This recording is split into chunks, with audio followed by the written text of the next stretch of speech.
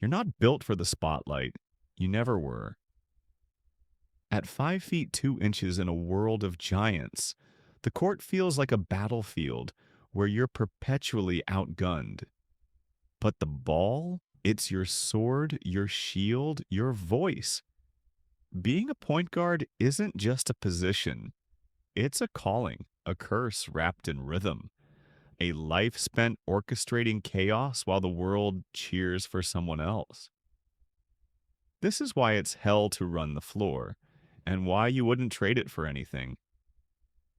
It starts on a sun bleached blacktop, the kind with weeds clawing through the cracks. You're 10, barely tall enough to reach the rim on a good day. The older kids tower over you, their shadows swallowing yours. They laugh when you miss a layup, snicker when you call for the ball. But you keep coming back.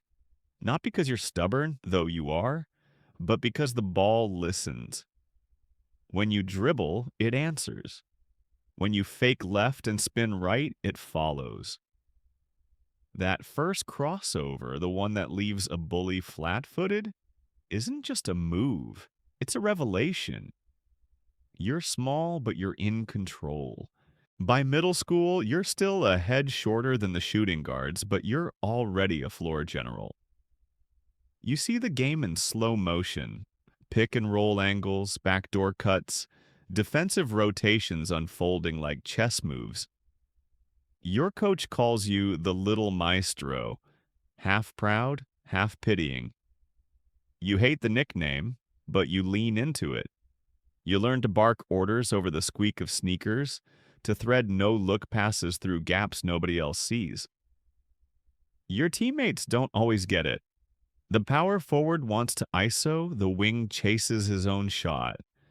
But you keep the offense humming even when it fights you. Every practice is a war of egos, and you're the diplomat, the strategist, the one who makes it work. High school hits like a fast break you didn't see coming. The stakes are higher now. Scouts in the bleachers, mixtapes circulating, dreams of scholarships dangling like low-hanging fruit. You're 5 feet 6 inches now, still undersized, but your game is surgical. Your handle is tighter than a drum, your court vision sharper than a blade. You run the point like a conductor, calling sets, adjusting on the fly, turning chaos into clockwork. But the spotlight? It's on the 6 foot 4 inch shooting guard with the 40-inch vertical. He's got the dunks, the Instagram clips, the college offers. You're the one setting his screens, feeding him lobs, covering his blown assignments. Coach doesn't say it, but you hear it in his clipped tone. Feed him. Scouts are watching. You swallow the bitterness. You've always known the deal. Point guards don't get mixtapes. They get turnovers pinned on them, missed shots blamed on their play calling. Every game is a tightrope walk. Balance the team's rhythm, manage the star's ego, keep the scoreboard from imploding. College is a different beast.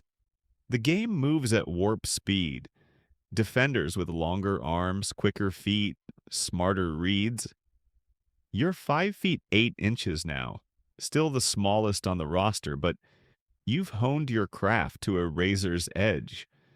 You run the pick and roll like a symphony, manipulate help defense with a glance, and deliver pocket passes that make big men look graceful. Your coach leans on you to steady the freshmen, to memorize opponent tendencies to keep the offense from fracturing. You're not the star. You're the stabilizer, the brain trust, the one who makes the machine run. But the machine doesn't thank you. The freshman guard with the highlight reel dunks gets the minutes, the NIL deals, the hype. You get a nod from the coach, a fleeting good job that feels like a consolation prize.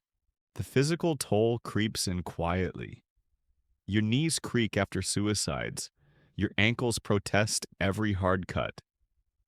Ice baths become your ritual. Tape your armor. You develop a hitch in your step, a subtle limp you hide from everyone but the trainer. The younger guards, hungrier, bouncier, start nipping at your heels. You adapt, leaning on craft over athleticism. You master the hesitation dribble, the step back floater, the art of drawing fouls with a pump fake. But the margin for error is razor thin. One lazy pass, one botched rotation, and the film room dissects you like a cadaver. You take the heat. You always have. The decline is merciless. By your senior year, your body is a patchwork of aches. Your quickness, once your edge, dulls just enough for taller guards to crowd you, for freshmen to blow by. You lean harder on your mind, anticipating traps, baiting overplays, using angles to carve space. But the game doesn't wait. The freshman phenom takes your spot, his game all flash and no substance. You become the veteran voice, the one who calms the huddle, who sees the cracks before they split. You're not starting anymore, but your fingerprints are on every possession. The coach knows. The team knows. They just don't say it.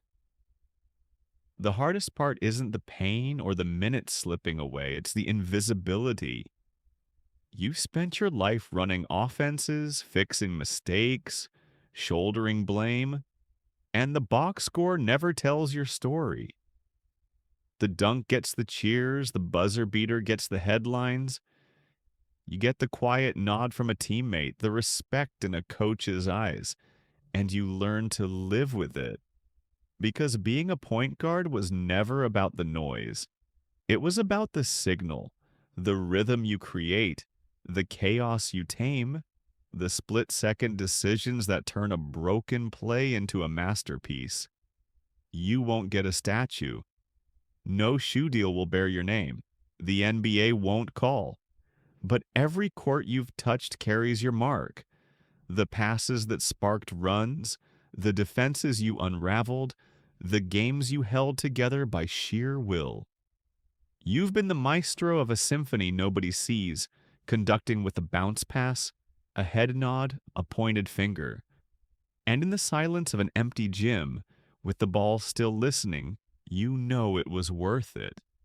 Because the game, for all its cruelty, always spoke your language. And you spoke back.